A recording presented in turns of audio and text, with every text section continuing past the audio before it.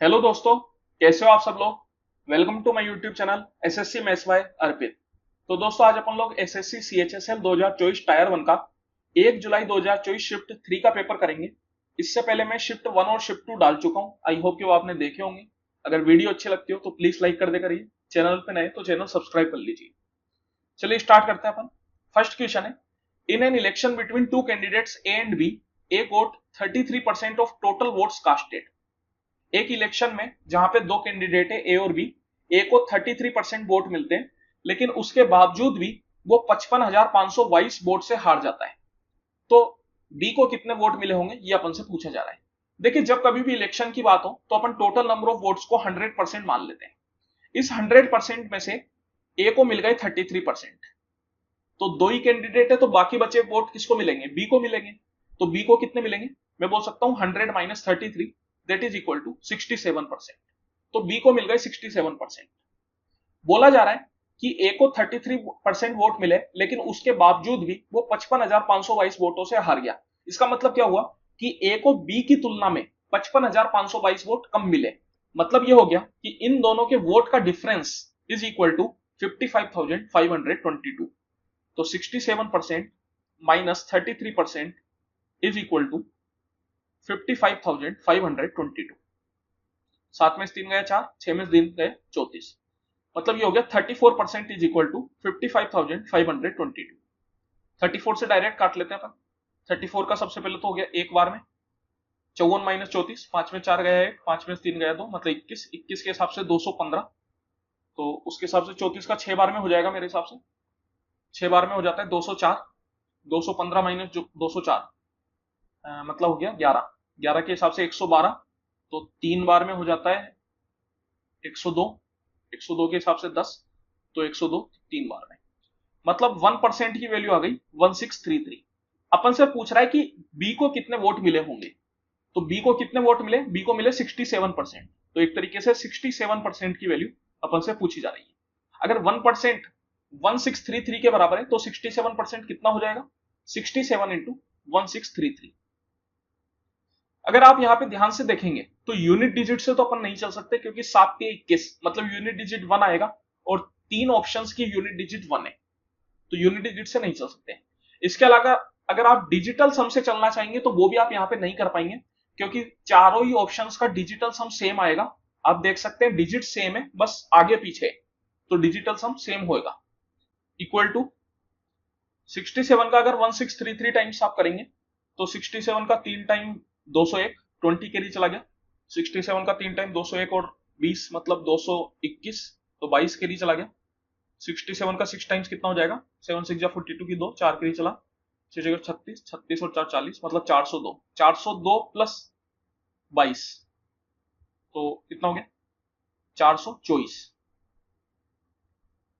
और 42 कैरी चला गया। तो 67 प्लस 42 मतलब 109। तो ये हो गया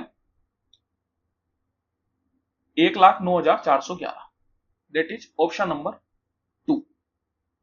तो इतने वोट मिले बी को। एक बार ग्राफ अपन को दे रखा है, बोला जा रहा है the bar graph represent the production of different spare parts of computer in different month, the ratio between the number of pen drives produce in the month of January March and April. तो यहाँ पे अपन को सिर्फ और सिर्फ pen drive के ऊपर फोकस करना है। जनवरी मार्च और अप्रैल में पेन ड्राइव का जो प्रोडक्शन है उसका रेशियो अपन को लेना है। तो देखिए, पेन ड्राइव सबसे पहले तो है ब्लू कलर की, तो केवल और केवल ब्लू कलर के ऊपर फोकस करिए। इसके अलावा रेशियो अपन को लेना है जनवरी, मार्च और अप्रैल, इनका रेशियो लेना है। देखिए, जनवरी और मार्च में अगर मैं बात करूं तो ये लगभग लगभग बराबर है। 1000 से 2000 के बीच में, तो इसको मैं 1500 मान सकता हूं। तो यहां पे देखिए ये 1500 और ये भी लगभग अपना 1500 है, दोनों बराबर कह सकते हैं। तो 1500 इज टू 1500। और अप्रैल, अप्रैल में यहां पे अगर आप देखेंगे तो ये 3000 है। तो 1500 1500 और 3000 रेशियो अगर मैं लूं तो 1500 का एक बार में, एक बार में, दो बार में, तो रेशियो आ जाएगा 1:1:2, that is option number 4। An amount becomes double in 7 years on simple interest, the amount would be 4 times in how many years on the same rate of simple interest. देखिए एक अमाउंट जो है वो double हो जाता है 7 साल में, तो पूछा जा रहा है कि 4 गुना कितने साल में हो जाएगा same rate of simple interest है। अगर मैं मानूं कि 1 रुपया डबल हो गया तो कितने रुपए बन जाएगा, 2 रुपए बन जाएगा। कितने साल में, 7 साल में। 1 रुपया 2 रुपया बनाए मतलब कितने रुपए का इंटरेस्ट मिला है, तो मैं बोल सकता हूं कि 1 रुपए का इंटरेस्ट मिला है। कितने साल में, 7 साल में। अपन को बनाना है 1 रुपए से 4 रुपए, तो कितने रुपए का इंटरेस्ट चाहिए, 3 रुपए का इंटरेस्ट चाहिए। अगर 7 साल में 1 रुपए का इंटरेस्ट मिलता है तो 3 रुपए का इंटरेस्ट कितने साल में मिलेगा, 7×3=21 साल में। तो मैं बोल सकता हूं कि 21 ईयर्स में 1 रुपया जो है वो 4 रुपया बन जाएगा। Option number 3। CD is a tangent to a circle of circumference of 88 centimeter with its center at O. OC cuts the circle at P while OD cuts circle at V such that angle COD equal to 90 degree. चलिए सबसे पहले तो एक circle बना लेते हैं। इसका centre O है और इस पे CD एक टेंजेंट है, तो कुछ इस तरीके का एक टेंजेंट हो जाएगा। ये पॉइंट C मान लेते हैं, इस पॉइंट को D मान लेते हैं। बोला जा रहा है कि सरकमफ्रेंस अपन को सर्किल का दे रखा है, तो अगर सरकमफ्रेंस दे रखा है तो अपन सर्किल की रेडियस निकाल सकते हैं। OC कट्स दी सर्किल एट P। ये जो OC लाइन है ये इस सर्किल को P पॉइंट पे कट करती है। इसी तरीके से OD जो लाइन है ये इस सर्किल को V पॉइंट पे कट करती है, तो ये पॉइंट V हो जाएगा। Angle COD is equal to 90 degree. ये हो गया अपने पास 90 के बराबर। लेंथ ऑफ PC 6, ये PC है, ये 6 सेंटीमीटर है। What is half of CD? CD की लेंथ का हाफ कितना होगा यदि OD exceeds OC by 1 centimetre, मतलब OD बड़ा है OC से 1 सेंटीमीटर से। देखिए अगर मैं बात करूं तो OP तो अपने पास रेडियस है, सेम तरीके से OB भी रेडियस है। बोला जा रहा है कि OD जो है वो OC से 1 सेंटीमीटर बड़ा है। ये दोनों तो बराबर हो गई RR, तो बड़ा क्या होगा, VD बड़ा होगा किससे, PC से बाय 1 सेंटीमीटर। अगर PC 6 सेंटीमीटर का है तो VD कितने का हो जाएगा, 6 + 1 7 सेंटीमीटर का। यहां पे एक तरीके से अपन को CD की लेंथ फाइंड आउट करनी है। तो देखिए एक राइट एंगल ट्राइंगल है जहां पे परपेंडिकुलर और बेस अपने पास है, हाइपोटेनियस अपन को निकालनी है। बस उसके लिए क्या चाहिए, रेडियस चाहिए। रेडियस कहां से आएगा, सरकमफ्रेंस से। सर्किल का सरकमफ्रेंस का फॉर्मूला होता है 2πr, तो 2 × 22/7 into radius is equal to 88। तो देखिए 22 दूनी 44, 44 का हो गया ये 2 बार में, तो यहां से रेडियस हो गई 7 दूनी 14 सेंटीमीटर। तो मैं कह सकता हूं कि मेरे को OC और OD पता है और CD निकालना है, तो उसको आप आसानी से निकाल सकते हैं। OC कितना हो जाएगा, 14 + 6 दैट इज 20। OD हो जाएगा आपके पास 14 + 7 दैट इज 21। तो CD आपको फाइंड आउट करना है। CD is equal to square root OC² + OD² that is 20² + 21²। तो देखिए एक ट्रिपलेट होती है 20, 21 और 29। ये ट्रिपलेट अगर आपको ध्यान से पता है तो बहुत अच्छी बात है, आप डायरेक्ट इसको सोल्व कर सकते हैं, स्क्वायर वगैरह करने की जरूरत नहीं है, डायरेक्ट यहाँ पे मैं 29 लिख सकता हूं। तो CD हो गया 29। हाफ ऑफ CD अपन से पूछ रहा है तो इसका आधा कर लीजिए आप, 29/2 करते हैं तो कितना आ जाता है अपने पास, इक्वल टू 14.5। तो ऑप्शन नंबर 3। सिंप्लीफाई, इसको सिंप्लीफाई करना है। तो देखिए इस तरीके का सवाल को अपन बोर्ड मास से करते हैं। बोर्ड मास क्या बोलता है अपन को कि सबसे पहले तो ब्रैकेट सोल्व करो। तो देखिए यहाँ पे 4 ब्रैकेट आपको दिख रहे हैं और चारों इंडिपेंडेंट है, अपने आप में अलग अलग ब्रैकेट है, किसी दूसरे ब्रैकेट के अंदर में नहीं है। तो इन चारों ब्रैकेट को अपन एक साथ में कर लेते हैं। सबसे पहले इन ब्रैकेट को सोल्व करना पड़ेगा। 36/6 मतलब 6, तो 6 divided by 3 plus 18 divided by 9 मतलब 2, 2 multiply by 4 minus 12 divided by 6 मतलब 2 मल्टीप्लाई 5 डिवाइडेड बाय 2, इसको आप ऐसे की ऐसे 5/2 लिख देते हैं। अब यहाँ पे आप देख सकते हैं कि बोर्ड मास अपन को बोलता है ब्रैकेट तो खत्म हो गए, उसके बाद आते हैं ओ मतलब ऑफ। ऑफ यहाँ पे नहीं है तो आगे चलते हैं। ऑफ के बाद आता है डी मतलब डिवाइड, तो सबसे पहले डिवाइड करेंगे। देखिए कोई भी बोर्ड मास का जो सवाल होता है उसको आप चाहो तो प्लस और माइनस से ब्रेक कर सकते हो, क्योंकि प्लस और माइनस हमेशा आखिरी में किए जाते हैं। तो जहां कहीं भी आपको प्लस और माइनस हो उसके बीच में जो भी चीज हो उसको आप साथ साथ कर सकते हैं। मतलब ये हुआ कि मैं 6 डिवाइडेड बाय 3, 2 मल्टीप्लाई 4 और 2 मल्टीप्लाई बाय 5/2, इन तीनों को मैं साथ में कर सकता हूं, क्योंकि इनके बीच में प्लस और माइनस है तो उससे कोई दिक्कत इन पे नहीं पड़ेगी। 6/3 कितना हो जाता है 2 प्लस 4 दूनी 8 माइनस ये 2 से 2 कैंसिल आउट हो गया तो कितना आ गया 5। तो 8 और 2 10, 10 - 5 5। Option number 4। The cost price of an item increased from 2500 to 3000, find the increase percent. देखिए कॉस्ट प्राइस जो है वो 2500 से 3000 बढ़ गया, तो कितना बढ़ा, 500 रुपए बढ़ा, कितने पे, 2500 रुपए पे। तो यहां से आप परसेंटेज निकाल सकते हैं, 2 गया 25 का 20 बार में, तो कितना परसेंट बढ़ा है, 20%। एक टेबल अपन को दे रखी है, ये टेबल जो है वो डिफरेंट चिल्ड्रंस की एज है। What is the difference between the mean and mode of the age. Mean और मोड का डिफरेंस अपन को फाइंड आउट करना है। तो देखिए मीन कैसे निकालेंगे इसका, बोला जा रहा है कि 8 बच्चों की एज 6 साल है, 3 बच्चों की एज 7 साल है, 7 बच्चों की एज 8 साल है, 2 बच्चों की एज 9 साल है और 20 बच्चों की एज 10 साल है।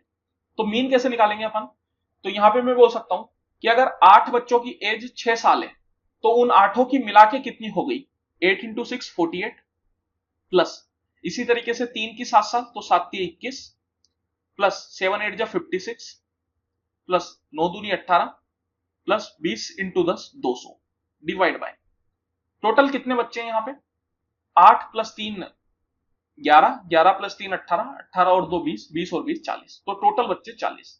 तो ये आ जाएगा मीन। यहाँ पे आप इसको ऐड कर लीजिए, तो देखिए ऐड करने पे कितना आएगा, 8 और 1 9, 9 और 6 15, 15 और 8 23, ये 3 2 के नीचे चला गया, 2 और 1 3, 3 और 5 8, 8 और 6 14, कि 4 1 के नीचे चला गया, तो 343/40। इसको अगर मैं सॉल्व करूं तो ये कितना हो जाता है, 4 का 8 बार में 32 और 23, 23 के हिसाब से कितना हो गया, 4 का 5 बार में 20, 7 बार में 28, तो लगभग 8.57 आ जाता है। तो ये तो आ गया मीन। मोड अपन को निकालना है। मोड क्या होता है, मोड एक ऐसी वैल्यू होती है जो सबसे ज्यादा बार आई। तो यहां पे अपन एक तरीके से बताना है कि कौन सी एज सबसे ज्यादा बार चिल्ड्रंस के लिए आई। तो यहां पे आप देखिए कि 10 एक ऐसी एज है जो सबसे ज्यादा चिल्ड्रंस के लिए है, 20 चिल्ड्रन। तो इसका मोड क्या हो जाएगा, इसका मोड हो जाएगा 10 के बराबर, मोड इक्वल टू 10। तो यहां पे मीन और मोड का डिफरेंस निकालना है, दैट इज 10 माइनस 8.57। इसका अगर आप डिफरेंस निकालेंगे तो ये कितना हो जाएगा, ये आपके पास आ गया लगभग 1.425 के करीब, दैट इज ऑप्शन नंबर 1।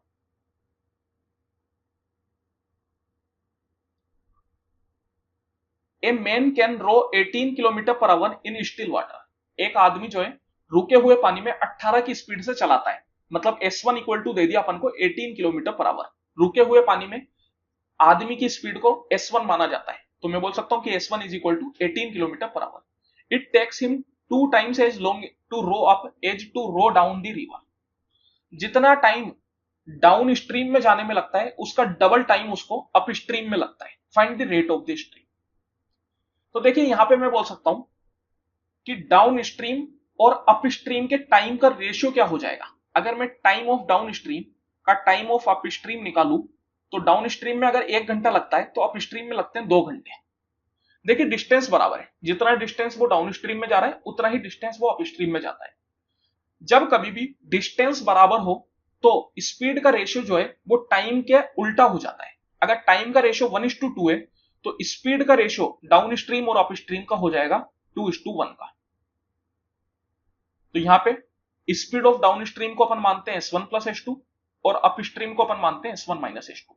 तो S1 plus S2 upon S1 minus S2 is equal to 2/1। तो यहां से अगर आप निकालेंगे तो देखिए S1 plus S2 is equal to 2S1 minus 2S2। S1 अपन को दे रखा है 18 के बराबर, अपन उसको डाल देते हैं, S1 उधर गया तो वो हो गया S1 के बराबर that is 18 is equal to 3S2। ये S2 आएगा, सॉरी। तो यहां से H2 कितना हो गया, 18/3 6 किलोमीटर पर आवर। तो यही अपन से पूछ रहा था रेट ऑफ द स्ट्रीम, मतलब स्ट्रीम की speed, that is 6 kilometre per our, option number 2। The curved surface area of A cone is 2200 centimetre square and its radius is 28 centimetre. What is the slant height of the cone. देखिए curved surface area अपन को कोन का दे रखा है और radius दे रखी है, slant height अपन से पूछी जा रही है। Curved surface area of cone क्या होता है, that is equal to pi r l. तो यहां पे अपन को pi r l equal to दे दिया 2200, आर तो रेडियस होता है और एल का मतलब होता है स्लेंट हाइट, जो कि अपन को निकालना है। तो बस आपको कुछ भी नहीं करना, pi equal to 22/7 into radius, radius है 28, स्लेंट हाइट को एल ही छोड़ देते हैं क्योंकि वो अपन को निकालना है। This is equal to 2200। 7 का हो गया 4 बार में, 22 का हो गया 100 बार में, और 4 का हो गया 25 बार में। तो यहां से स्लेंट हाइट कितनी आ गई, इक्वल टू 25। Option number 3। दो पाई चार्ट अपन को दे रखे हैं। यह है monthly expenditure by Sushma and Preeti. चलिए क्वेश्चन क्या है, what is the difference between the expenditure done on food by Sushma and Preeti. Sushma और प्रीति का फूड के ऊपर एक्सपेंडिचर का डिफरेंस अपन को यहां पे निकालना है। देखिए सुषमा का जो एक्सपेंडिचर है वो रुपीज में है, लेकिन प्रीति का जो एक्सपेंडिचर है वो परसेंटेज में है। बोला जा रहा है कि Preeti and Sushma make equal expenditures every month, मतलब टोटल एक्सपेंडिचर जो होता है दोनों का वो बराबर होता है। तो यहां पे सबसे पहले तो मेरे को प्रीति का जो फूड के ऊपर एक्सपेंडिचर है उसको रुपीज में निकालना पड़ेगा, क्योंकि यहाँ पे प्रीति का जो एक्सपेंडिचर है वो परसेंटेज में दे रखा है। देखिए बोला जा रहा है कि दोनों का अगर एक्सपेंडिचर बराबर है तो यहां से मैं सुषमा का टोटल एक्सपेंडिचर निकाल लेता हूं मंथली। मंथली एक्सपेंडिचर सुषमा का कितना हो जाएगा, इन सबको ऐड करना पड़ेगा। 5,000 प्लस 6,000 मतलब 11,000, 11 प्लस 7 200 कितना हो गया 18,200, 18,200 प्लस 2,500 मतलब हो गया आपके पास कितना 20,700, 20,700 प्लस 7,500 मतलब हो गया आपके पास 28,200, 28,200 प्लस 1,800, तो 28,200 प्लस 1,800 मतलब 30,000। इसका मतलब सुषमा का जो मंथली एक्सपेंडिचर है टोटल वो है 30,000। अपन जानते हैं कि कोई भी पाई चार्ट होता है वो 100% के बराबर होता है, तो मैं बोल सकता हूं कि प्रीति का भी मंथली एक्सपेंडिचर 30,000 होएगा, तो 100% की वैल्यू हो गई 30,000। यहां पे अपन को फूड का एक्सपेंडिचर निकालना है। फूड कितना परसेंट है, फूड है 15%। अगर 100% की वैल्यू 30,000 है तो 15% की वैल्यू कितनी होगी, 2 जीरो से 2 जीरो गया, मतलब 1% की वैल्यू होगी 300, तो 15% हो गया 15 into 300, that is equal to 4,500। तो मैं बोल सकता हूं कि प्रीति का जो मंथ एक्सपेंडिचर है फूड के ऊपर वो है 4,500, और सुषमा का तो अपन डायरेक्ट निकाल सकते हैं क्योंकि वो तो पहले से रुपीज में, दैट इज इक्वल टू 6,000। तो 6,000 माइनस 4,500, तो ये कितना हो जाएगा 1,500 के बराबर। तो इसका अपन को डिफरेंस निकालना था, तो ये हो गया 1,500। Option number 3। In what ratio must a grocer mix two varieties of pulses costing 60 रुपए एंड 75 रुपए per kg so as to get a mixture worth 65 per KG. देखिए जब कभी भी इस तरीके का सवाल है जहां पे दो क्वांटिटी को मिक्स करके तीसरी नई क्वांटिटी बनाई जा रही है और पूछा जा रहा है कि दोनों क्वांटिटी किस रेशियो में मिक्स की गई होगी, तो इसको आप मिक्सचर एंड एलिगेशन के कंसेप्ट से करिए। सबसे पहले आपको क्या करना है, यहाँ पे लिख लेना है 60 रुपए, यहाँ पे लिख लेना है 75 रुपए। अब इन दोनों को मिक्स करके 65 रुपए की क्वांटिटी बनाई गई। तो यहाँ पे देखिए इस तरीके से एरो बना लीजिए, ये एरो इधर की साइड जाएगा, इस तरीके से यहाँ पे एरो, और ये एरो इधर की साइड। जिधर की साइड एरो जा रहे हैं उधर की साइड ही आपको डिफरेंस लिखना है। 75 माइनस 65 कितना होता है 10 होता है, तो इधर की साइड लिखेंगे। इसी तरीके से 65 माइनस 60, 60 में से तो 65 नहीं घटा सकते, तो 65 में से 60 घटाएंगे, 65 माइनस 60 5, तो इधर की साइड 5। तो यही आपका रेशियो हो जाएगा 5 से 2 बार में, 5 से 1 बार में, दैट इज 2:1 का रेशियो। मतलब 60 रुपए और 75 रुपए पर किलो वाली क्वांटिटी को 2:1 के रेशियो में मिलाएंगे तो टोटल जो मिक्सचर आएगा वो हो जाएगा 65 rupees per kg. The radius of a roller is 49 centimetre and its length is 200 centimetre. It takes 700 complete revolutions to move once over to level a playground. Find the area of the playground. देखिए एक roller जो होता है वो cylinder की shape का होता है। रोलर कुछ इस तरीके का होता है, यहां पे आप इस तरीके से बना सकते हैं रोलर को। ये मैं बोल सकता हूं कि इधर की साइड उसका हैंडल हो जाएगा। तो देखिए इस तरीके का एक रोलर होता है, यहाँ पे इस रोलर का रेडियस अपन को दे रखा है, ये तो है 49, और लेंथ मतलब मैं बोल सकता हूं कि सिलेंडर की हाइट अपन को दे रखी, that is equal to 200 centimetre. बोला जा रहा है कि इस रोलर को 700 बार पूरा तरीके से चलाने पे एक प्लेग्राउंड कवर हो जाता है। तो प्लेग्राउंड का एरिया अपन को बताना है। देखिए जब मैं इस रोलर को घुमाऊंगा तो क्या घूमेगा, इसका जो कर्व्ड सरफेस एरिया वाला पार्ट होगा वो घूमेगा, तो वो 700 बार घूमने पे प्लेग्राउंड कवर होगा। मतलब मैं बोल सकता हूं कि अगर मेरे को प्लेग्राउंड का एरिया निकालना है तो इसके कर्व्ड सरफेस एरिया को 700 से मल्टीप्लाई करना होगा। Curved surface area of cylinder क्या होता है 2πrh, तो 2 इंटू 22/7 इंटू रेडियस हो गई 49 और हाइट हो गई 200। इसको अपन को मल्टीप्लाई करना होगा 700 से, तो पूरा प्लेग्राउंड का एरिया मिल जाएगा 7 का 7 बार में। तो यहां पे आप देखिए 22 इंटू 2 44, 44 दूनी 88 और 7 इंटू 7 49 इंटू 10 की power 4। This is equal to, तो यहां पे आप अगर आप देखें तो 10 टू पावर 4 आ गया। इसका मतलब दो ऑप्शन तो अपने एलिमिनेट हो गए, ऑप्शन नंबर 3 और ऑप्शन 4 तो नहीं हो सकता।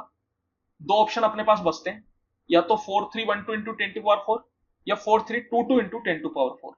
यूनिट डिजिट तो दोनों में ही दो दो है, तो यूनिट डिजिट से तो नहीं चल पाएंगे, लेकिन यहां पे अपन डिजिटल सम देख सकते हैं। अगर 88 का डिजिटल सम में देखूं तो 8 और 8 16, 16 का मतलब हो गया 1 और 6 7, तो इसका डिजिटल सम आ गया 7। इसी तरीके से 4 और 9 का डिजिटल सम, 9 तो हट जाएगा, क्या रह जाएगा 4, 7 चौकू 28, और 28 का अगर मैं डिजिटल सम देखूंगा तो 2 और 8 10, 10 का मतलब 1, तो यूनिट सॉरी डिजिटल सम आ गया 1 के बराबर। अब आप यहां पे देखिए 4 और 3 7, 7 और 2 9, 9 और 2 11, मतलब डिजिटल सम क्या आ गया 2 के बराबर। यहां पे अगर मैं बात करूं तो 4 और 3 7, 7 और 1 8, 8 और 2 10, मतलब डिजिटल सम कितना गया 1। तो यही अपना आंसर हो जाएगा option number 2। P pays Q a sum of rupees 150 using coins of 2, 5 and 10. He uses a total of 50 coins. If the ratio of rupees 2 and rupees 5 coins used is 5:2, then how many coins of rupees 10 are used in the payment? देखिए P ने Q को total 150 रुपए दिए, लेकिन 2 रुपए 5 रुपए और 10 रुपए की फॉर्म में दिए। टोटल कोइन जो बने वो बने 50 कोइंस। अगर 2 रुपए और 5 रुपए कोइन का रेशियो 5:2 है, तो अपन को बताना है कि 10 रुपए के कितने कोइन होंगे।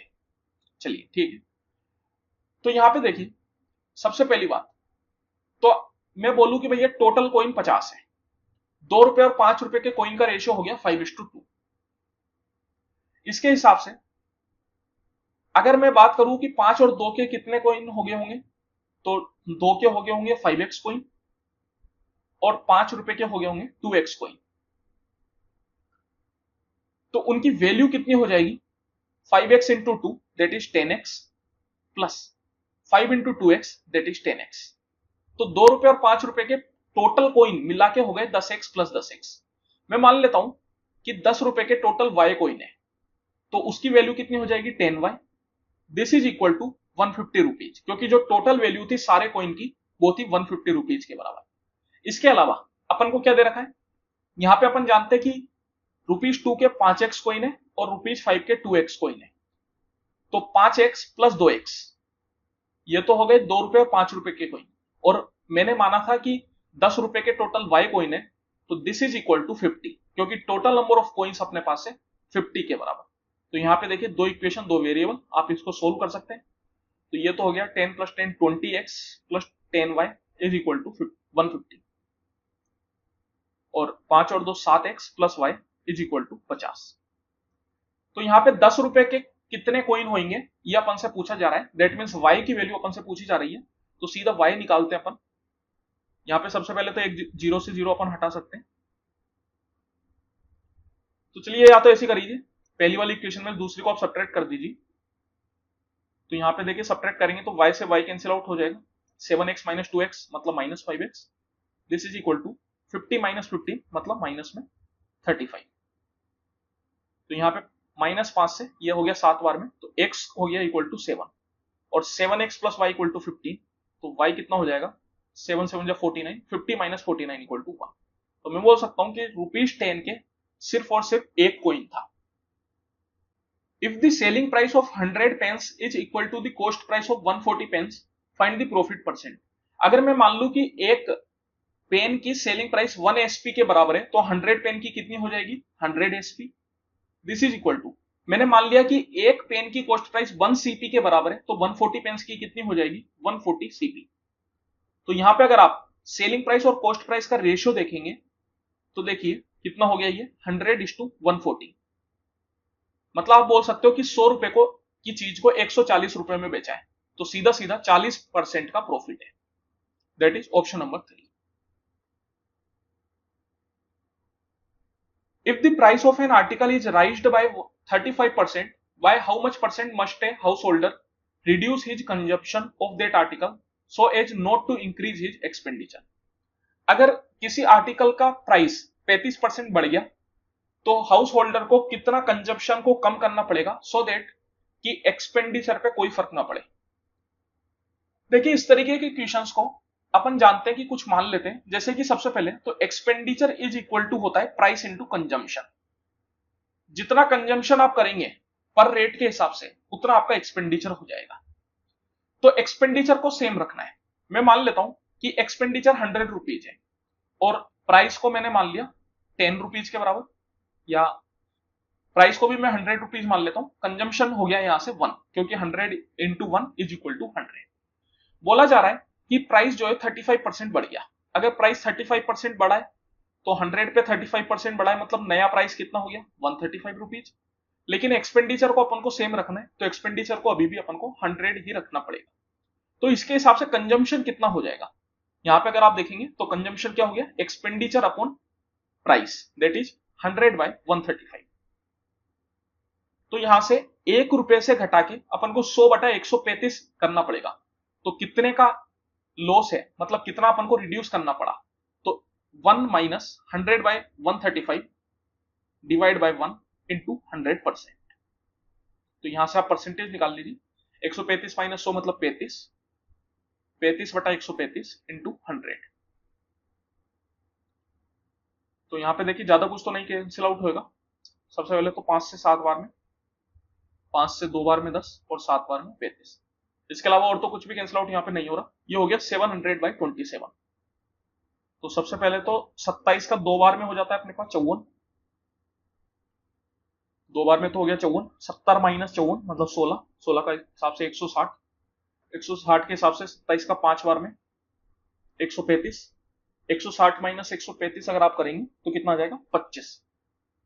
तो 25 by 27%, that is option number 2। दो पाई चार्ट यहां पे अपन को दे रखे हैं।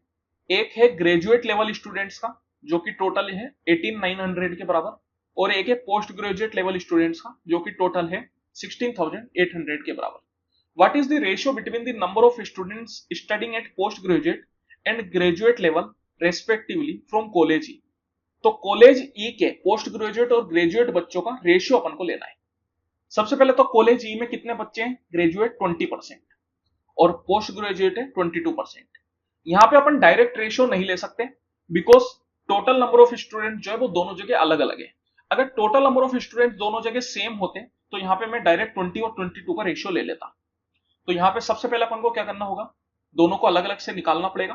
पोस्ट ग्रेजुएट बच्चे टोटल बच्चे 16,800, उसका 22%, क्योंकि कॉलेज ई में कितने बच्चे 22%, तो 22% ऑफ 16,800 कितना हो जाएगा, 2 जीरो 2 जीरो गया, 22 इंटू 8 मतलब कितना हो गया अपने पास 198, सॉरी नहीं 198 नहीं 176, मतलब 17 कैरी चला गया, और 22 का 6 बार में हो जाता है अपने पास 132, 132 plus 17 that is equal to कितना हो गया अपने पास 134 प्लस 15 149, 14 कैरी चला गया, 22 प्लस 14 इक्वल टू 36, 3696। इसी तरीके से अगर यहां पे मैं 20% ऑफ 18,900 निकालू तो कितना आ जाएगा अपने पास 20 इंटू 9 180, 18 कैरी चला गया, 20 इंटू 8 160, 160 प्लस 18 178, 17 कैरी चला गया, 20 और 17 37, दैट इज 3780। तो यहाँ पे पोस्ट ग्रेजुएट का ग्रेजुएट के साथ रेशियो लेना है, तो आगे में आ जाएगा 3696 रेशियो 3780। तो देखिए यहां पे अगर मैं बात करूं तो ये दो ऑप्शन तो अपने पास ऐसे ही नहीं हो सकते, ऑप्शन नंबर 3 और ऑप्शन नंबर 2 तो नहीं होगा, क्योंकि ऑप्शन 2 में तो जो है वो सेकंड वाला नंबर कम है लेकिन सेकंड वाला नंबर ज्यादा होना चाहिए, और ऑप्शन नंबर 3 में डिफरेंस बहुत ज्यादा है, इतना डिफरेंस नहीं होगा, या तो ऑप्शन 1 होगा या ऑप्शन 4 होगा। चलिए तो यहाँ पे करना ही पड़ेगा, मतलब एक तरीके से ज्यादा कुछ नहीं कर सकते अपन। 4 से कैंसिल आउट हो जाएगा, ये 4 से कैंसिल आउट कर लेते हैं, 4 का 9 बार में, 4 का 2 बार में, 4 का 4 बार में, 4 सही है 9 बार में, 4 बार में और 5 बार में, 924 इस टू 945, फिर से कुछ ना कुछ कैंसिल आउट तो होगा।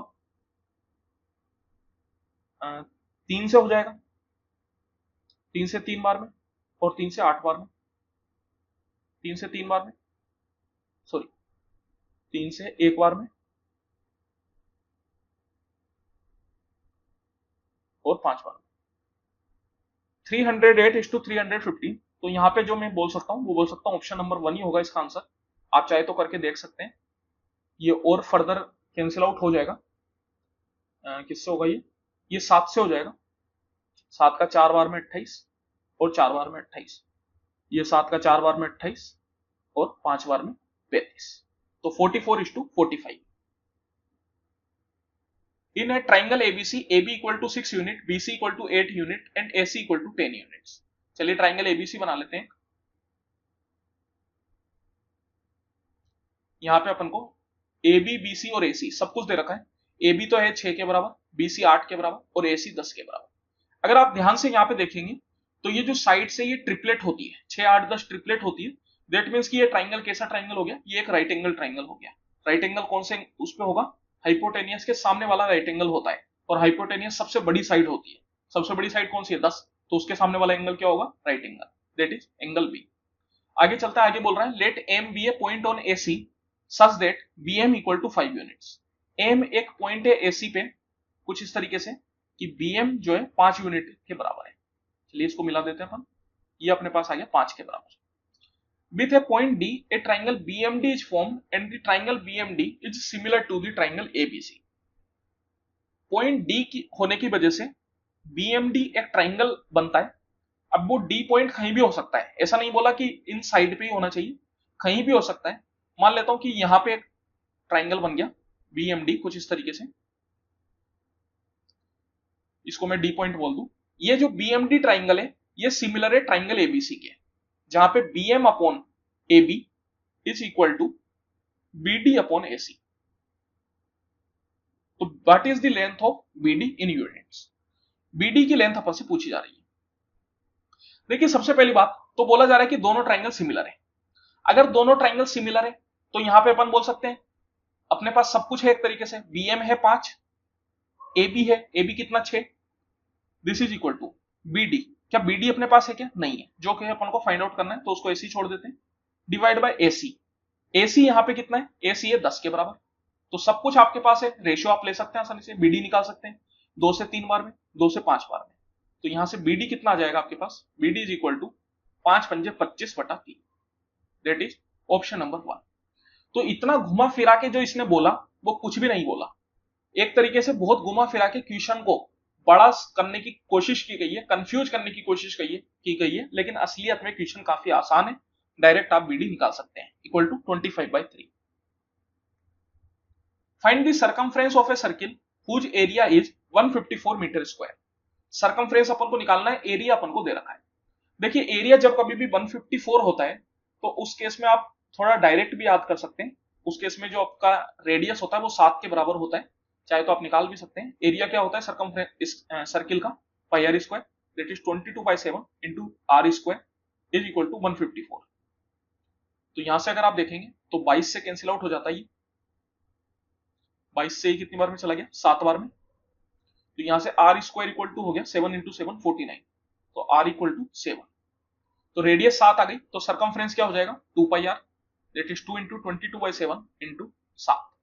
7 से 7 गया, 22 इंटू 2 44 मीटर, ऑप्शन नंबर 1।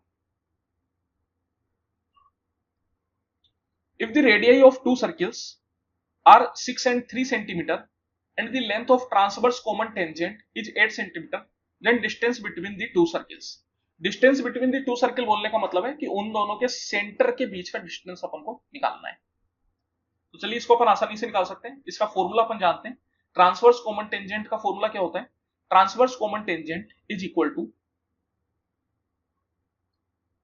दोनों के सेंटर के बीच का distance, that is O1 O2 का whole square minus R1 plus R2 का होल स्क्वायर। ये होता है ट्रांसवर्स कॉमन टेंजेंट।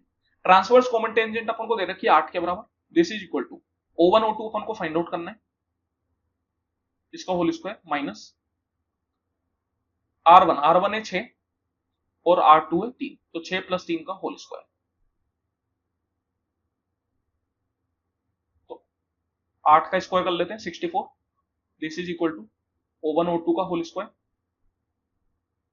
माइनस 6 और 3 9 का स्क्वायर 81।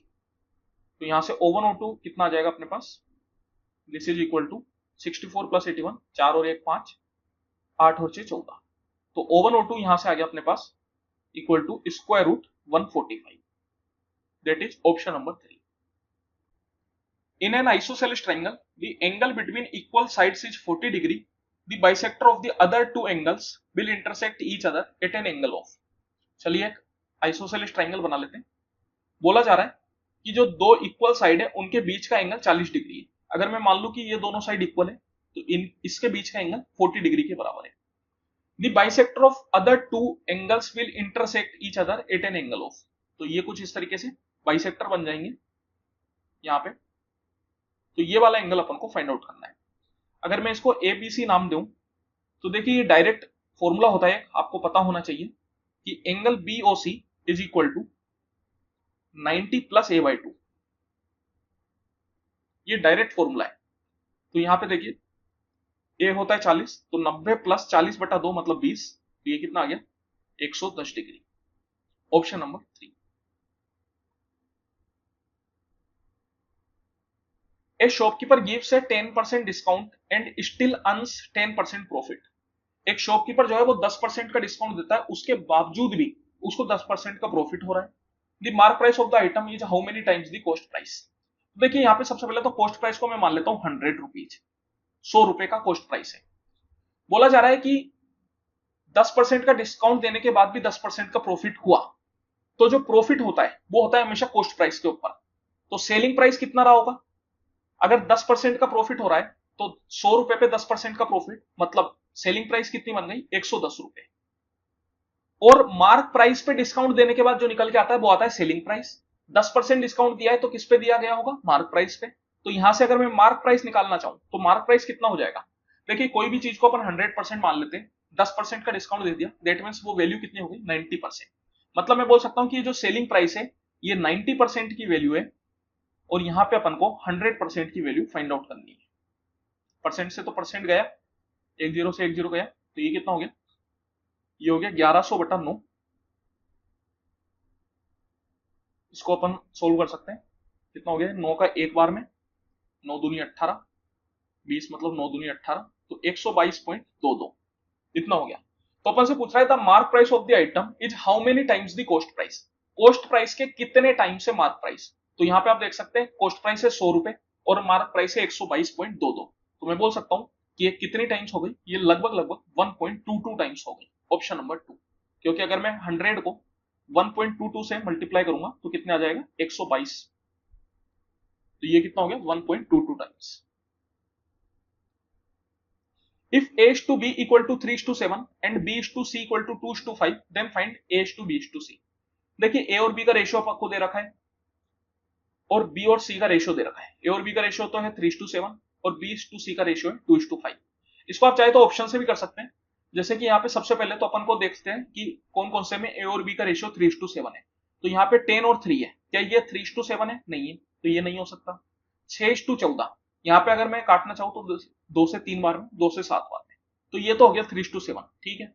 अब B to C का देखूं तो 14 और 35, 7 से काट सकता हूँ 2 बार में, 7 से काट सकता हूँ 5 बार में, तो ये हो गया 2:5 का। मतलब यही अपना आंसर हो जाएगा ऑप्शन नंबर 2। बाकी और को चेक करने की जरूरत नहीं, क्योंकि अगर आंसर मिल गया तो बाकी में देखने से कोई फायदा नहीं है। लेकिन अगर अपन चाहे तो नॉर्मल तरीके से कैसे करेंगे, तो यहाँ पे देखिए अपन कॉमन पार्ट को इक्वल करते हैं। जैसे यहाँ पे दोनों में कॉमन क्या है, A to B और B to C में कॉमन है B। यहाँ पे B है 7 यूनिट, यहाँ पे है 2 यूनिट, इक्वल नहीं है। इक्वल करने के लिए क्या करना होगा, ऊपर वाले को मैं 2 से मल्टीप्लाई कर दूं, नीचे वाले को 7 से मल्टीप्लाई कर दूं, तो कितना हो जाएगा 7 दूनी 14, दोनों में 14 14 हो गया। 14 बनाने के लिए ऊपर वाले को किससे मल्टीप्लाई किया था 2 से, तो A को भी 2 से मल्टीप्लाई करो, 3 दूनी 6। और 14 बनाने के लिए नीचे वाले को किससे मल्टीप्लाई किया था 7 से, तो C को भी 7 से मल्टीप्लाई करो, 7 पंजे 35, और यहाँ पे तो ये 14 28 है, तो 6:14:35। इस तरीके से भी आप इसको सोल्व कर सकते हैं। नहीं तो एक और तरीका है, यहाँ पे आपको करना क्या होता है, इन दोनों को मल्टीप्लाई करके यहाँ पे लिख दीजिए, इन दोनों को मल्टीप्लाई करके यहाँ पे लिख दीजिए, और ये बीच वालों को मल्टीप्लाई करके यहां पे लिख दीजिए, तो भी आपका आंसर आ जाएगा। If 1, 2, 3, 4, 5, 6, 7 y is divisible by 11, then what is the value of y? देखिए यहाँ पे y आखिरी में है और 11 से पूरा तरीके से ये डिवाइड हो रहा है, तो नॉर्मल तरीके से भी अपन इसको चल सकते हैं, कोई इसमें खास तरीका लगाने की जरूरत नहीं है। डायरेक्ट आप डिवाइड कर लीजिए 11 से। 11 का एक बार में 11, एक बचा 13, 13 मतलब फिर से एक बार में 2 बचा, 24 मतलब 2 बार में 2 बचा, 25, 25 मतलब 2 बार में 3 बचा, 36, 36 मतलब 3 बार में 33, 3 बचा, 37, 37 मतलब फिर से 3 बार में 33, कितना बचा 4। 4 के हिसाब से y क्या आना चाहिए कि पूरा पूरा चला जाए, तो 11 का 4 बार में 44 होता है, तो मैं बोल सकता हूं कि 4 के साथ 4 आएगा, तब जाके ये नंबर पूरा पूरा जाएगा, तो y की वैल्यू कितनी हो जाएगी 4 के बराबर। Option number 3। आसान सवाल है, कोई बहुत ज्यादा मुश्किल सवाल नहीं है, इसको आप आसानी से कर सकते हो, तो ज्यादा सोचने की इसमें जरूरत नहीं है। If cot A equal to 7 then find the value of this. देखिए कोट ए अपन को दे रखा है और 5 cos A plus 4 sine A upon cos cube plus 7 sine cube plus 6 sine, इसकी वैल्यू अपन को फाइंड आउट करनी है। तो यहां पे अपन कोट अगर अपन को दे रखा है तो साइन और कोस निकाल सकते हैं। जैसे कि अगर मैं एक राइट एंगल ट्राइंगल बनाना चाहूं, मैं मानूं कि ये ए के बराबर है, तो कोट क्या होता है, कोट होता है बेस अपॉन परपेंडिकुलर।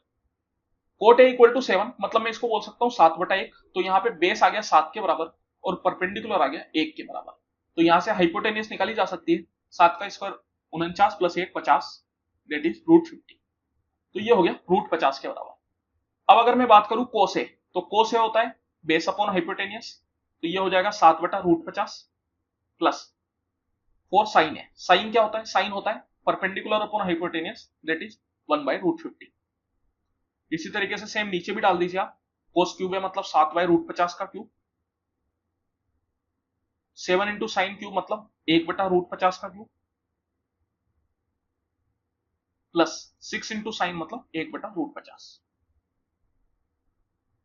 तो इसको अपन को सोल्व करना पड़ेगा, थोड़ा सा कैलकुलेशन यहाँ पे है, लेकिन कोई बात नहीं, कर सकते हैं आसानी से। 7 पंजे 35, 35 प्लस 4 39/√50, ऊपर तो ये आ गया। नीचे में क्या आ जाएगा, नीचे की अगर मैं बात करूं तो 7 का क्यूब होता है 343 बटा √50 का क्यूब करोगे 50√50 प्लस इसी तरीके से 1 का क्यूब 1 अपॉन 50√50 मल्टीप्लाई बाय 7 मतलब 7/50√50 प्लस 6/√50। यहां पे मैं क्या करता हूं, ऊपर नीचे 50 से मल्टीप्लाई कर लेता हूं, सो देट कि नीचे में 50√50 बन जाएगा, तो एलसीएम लेना आसान हो जाएगा, और ऊपर हो गया 50 into 6 300। This is equal to, ये तो बन गया 39/√50 डिवाइड बाय 343 प्लस 7 प्लस 300, कितना हो गया ये 643 प्लस 7, दैट इज 650। 650/50 करेंगे तो 50 का हो जाएगा 13 बार में, तो 13/√50, √50 से √50 गया, 13 का 3 टाइम्स, तो इस पूरे की वैल्यू कितनी आ जाएगी, option number 2 that is equal to 3। A and B can do a piece of work in 9 days and 15 days respectively. A और B किसी काम को 9 दिन और 15 दिन में कर सकते हैं। A कर सकता है 9 दिन में और B कर सकता है 15 दिन में। अगर वो दोनों साथ में मिलकर काम करें तो काम कितने दिन में कर देंगे, तो यहां पे अपन क्या करेंगे, इनका एलसीएम लेंगे ताकि कुछ टोटल वर्क मान सके। 9 और 15 का एलसीएम कितना हो जाता है 45, 9 का 5 बार में, 15 का 3 बार में, तो ये हो गया इनकी एफिशिएंसी का रेशियो 5 और 3। मतलब अगर टोटल वर्क 45 यूनिट है तो ए हर दिन 5 यूनिट काम कर सकता है और बी हर दिन 3 यूनिट काम कर सकता है।